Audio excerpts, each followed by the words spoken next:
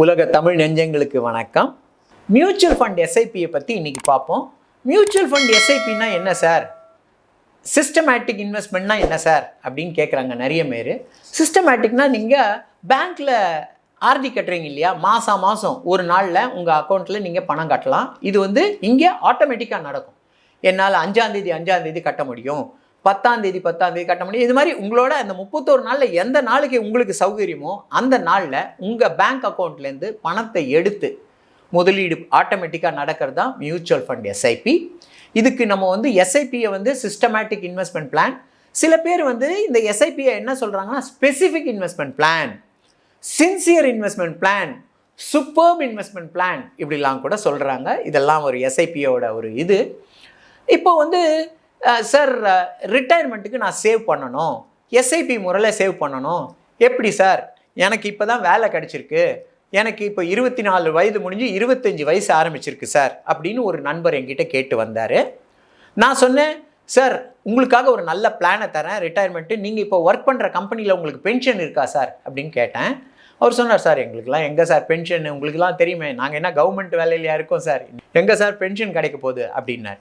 Okay, அப்போன்னா சரி sir, உங்களோட எந்த வயசுலேருந்து உங்களுக்கு பென்ஷன் வரணும்னு விருப்பப்படுறீங்க சார்ன்னு கேட்டேன். சார் முந்தி காலத்துலாம் 60 வயசு வரைக்கும் ஒர்க் பண்ணாங்க, இப்போல்லாம் 50 வயசு வரைக்கும் ஒர்க் பண்ணுறதே பெரிய கஷ்டம் சார், இன்றைக்கி இருக்கிற உடல் கூறு இதெல்லாம் பார்க்கும்போது அப்படின்னு.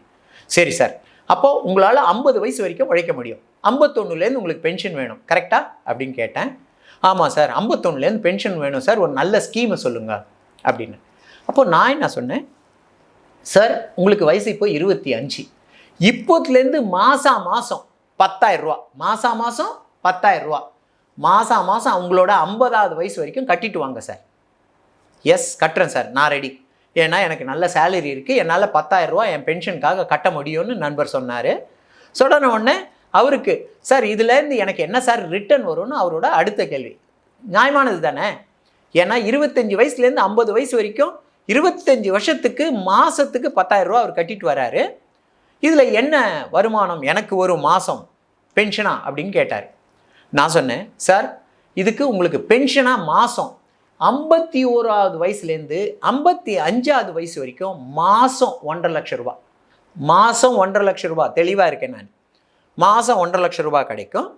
நீங்கள் உங்களோட 56ஆவது வயசுலேருந்து 60ஆவது வயசு வரைக்கும் மாதம் 2 லட்சம் ரூபா, உங்களோட 61ஆவது வயசுலேருந்து 65ஆவது வயசு வரைக்கும் மாதம் 2.5 லட்சம் ரூபா, 66லேருந்து 70 வரைக்கும் மாதம் 3 லட்சம் ரூபா, 71லேருந்து 75 வயசு வரைக்கும் மாதம் 3 லட்சம், ஏன்னா இன்ஃப்ளேஷன் இருக்கு இல்லையா, அதனால் 5 வருஷத்துக்கு கூட்டிக்கிட்டே போகிறோம். 76லேருந்து 80 வயசு வரைக்கும் 4 லட்சம் ரூபா மாதம். சரி சார், 80 வயசு வரைக்கும் இருப்பீங்கன்ற ஒரு எஸ்டிமேட் எடுக்கிறோம். 80 வயசில் உங்களோட நாமினிக்கு என்ன கிடைக்கும், ஆர் நீங்கள் இருக்கீங்க, நீங்களே இருக்கீங்க, எனக்கு பணம் திருப்பி வேணும் அப்படின்னு ஃபீல் பண்ணுறீங்க, உங்களுக்கு என்ன கிடைக்கும் தெரியுமா, ஆல்மோஸ்ட் 6.94 கோடி உங்கள் கைக்கு திருப்பி கிடைக்கும். இதுதான் ரிட்டையர்மெண்ட் பிளான். அமேசிங். என்ன சார் சிஏஜிஆர் வெறும் 12% சிஏஜிஆர் வச்சு தான் ஒர்க் பண்ணியிருக்கேன். ஆக்சுவலாக இன்றைக்கி மார்க்கெட் என்ன கொடுக்குது, 15% ரிட்டர்ன் கொடுக்குது. இதெல்லாம் வச்சு நம்ம ரிஸ்க்கு 12% ஈக்விட்டின்னா 10லேருந்து 12 எடுத்து தான் ஒர்க் பண்ணணும். இதுதான் இதெல்லாம் சப்ஜெக்ட் டு மார்க்கெட் ரிஸ்க். அது டெஃபினட்டாக டிஸ்க்ளைமர் எப்போவுமே இருக்குது.